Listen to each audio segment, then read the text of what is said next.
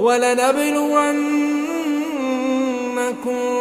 بشيء من الخوف والجوع ونقص من الأموال والأنفس والثمرات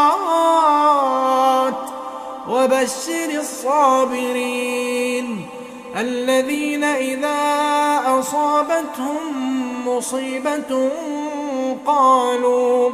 قالوا إنا لله وإنا إليه راجعون أولئك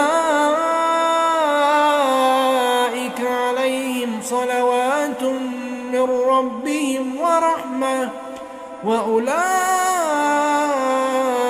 هم المهتدون.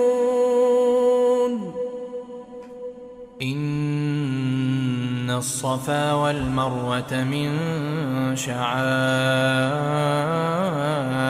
الله فمن حج البيت أو اعتمر فلا جناح عليه أن يطوف بهما ومن تطوع خيرا فإن الله شاكر عليم.